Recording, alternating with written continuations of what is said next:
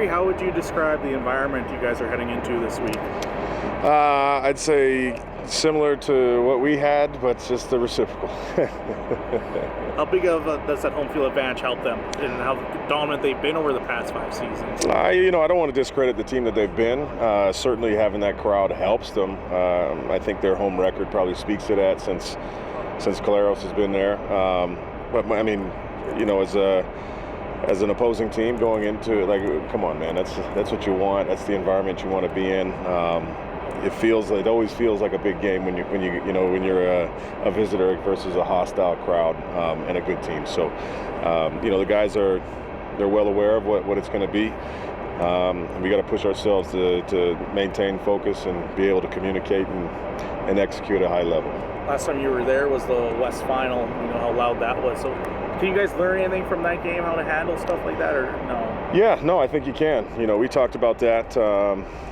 You hope that you can learn from it. That's part of the experience, and with the continuity that we do have on the roster still with a lot of those guys that are here, we're able to play in that game. They should understand what it's going to be, and essentially having an opportunity to do that before. So, you hope that you learn your lessons from those type of games. Now, in saying so, completely different two teams going at it. However, that crowd won't change. Yeah. I'm doing a kicker story. You say regularly that your players have to meet a certain standard. Is Brett Lothar meeting that standard? Is 65% that standard? Yeah, I think certainly in the totality of this season, no, not to his standard, not to our standard. In the same breath, looking at everything of what he's done, and also different other circumstances. I thought he had a better day, not the 100% that everybody's looking for, but him being able to kick through it, showing improvement is what we're looking for.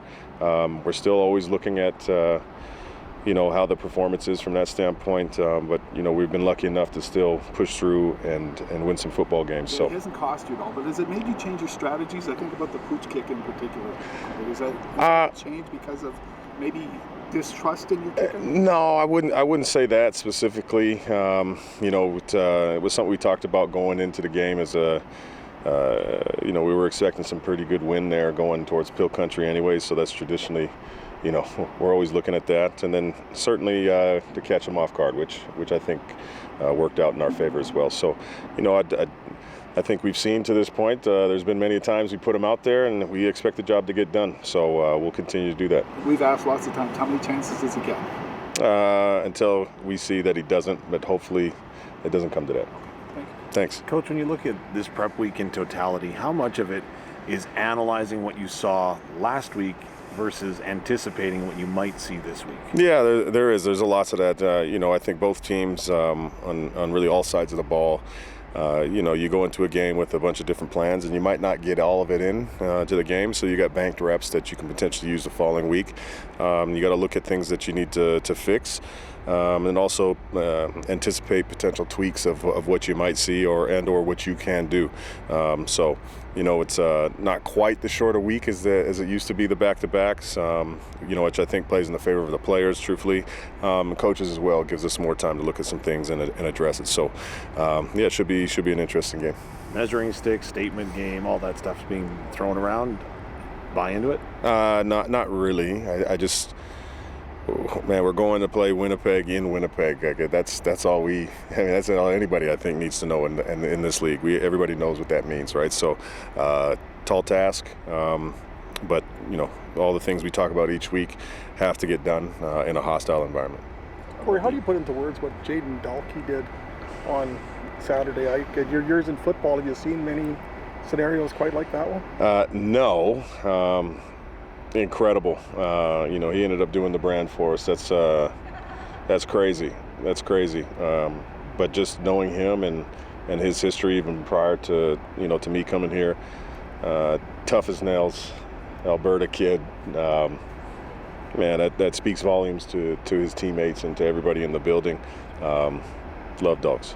Talk about the importance of the run game for the offense. AJ's been pretty consistently good all season, hovering on that 100-yard yard mark, especially in wins. But you talk about what Mario's also brought. 2 touchdowns and only 3 carries in the LDC. Yeah, no, I'll start with AJ. He's just, I think, what everybody wanted to see from AJ when he first signed here. You're getting a look at what that looks like, and knowing him, he wants more. Which is a good thing. But it's just continuing to move bodies, push the LOS, take tough runs, and still turn them into good runs, just off of how he's seeing it, how he's driving, the O-line pushing, and then having Mario come in, with his story of adversity, even with us, and having his opportunities and making the best of it.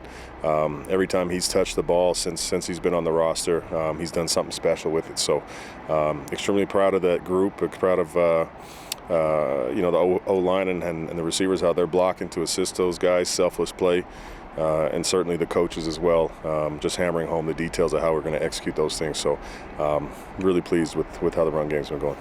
How's Joe's transition coming along, and how big is it to have him, fully ready for this week's game? Yeah, no, I think just even more time for him to get back into the swing of things. I think we asked a lot of him to kind of get off a plane and strap it up, but for the things that we asked him to do, he did fairly well.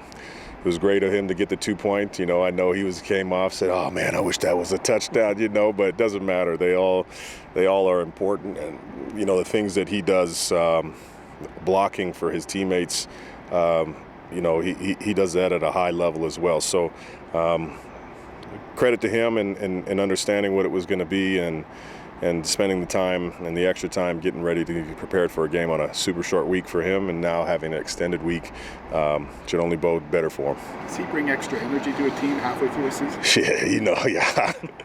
Hey, anywhere he's at, he's bringing extra energy. So, no, I think the addition of him definitely was a big boost for our team, not only in just how he conducts himself and around his teammates in practice, and certainly what he's asked to do in games, whether it's on offense or special teams. So anytime you can add a good player, man, you're always going to be happy about that. How long did it take him to ask you to get into the game after he arrived? I think not very long, but it was really truthfully up to him and how fast he could, retain all the stuff and kind of flush what he'd been learning. And we felt comfortable and confident that he'd be able to go out there and do what was asked. So, again, nothing but credit to him.